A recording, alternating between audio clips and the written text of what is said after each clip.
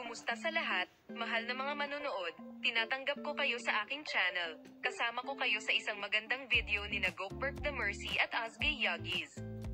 Minamahal na mga manonood, isang kahanga-hanga at kaakit-akit na pagbabahagi ay nagmula kay Gokberk The Mercy at Ozgie Yagis.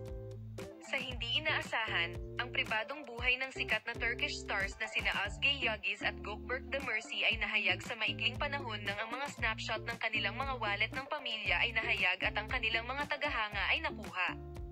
Isang bihirang at matalik na pagtingin sa buhay ng mahuhusay na Aysel. Ang mga pataka, na karaniwang itinuturing na personal at sagrado sa kultura ng Turko, ay naglalaman ng mahahalagang larawan at alaala na nagpapakita ng koneksyon ng mga manlalaro sa kanilang mga pamilya.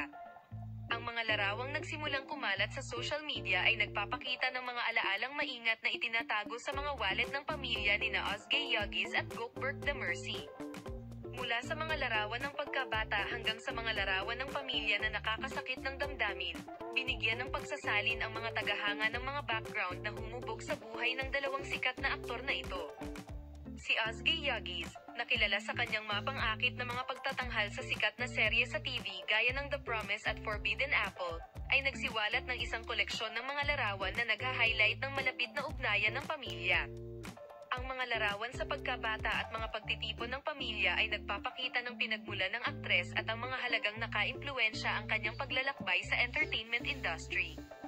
Si Gokberk The Mercy, na tumanggap ng mahusay na pagbubunyi para sa kanyang papel sa serye sa TV na Yemen, ay nakahukay ng katulad na kayamanan ng mga alaala sa kanyang wallet ng pamilya.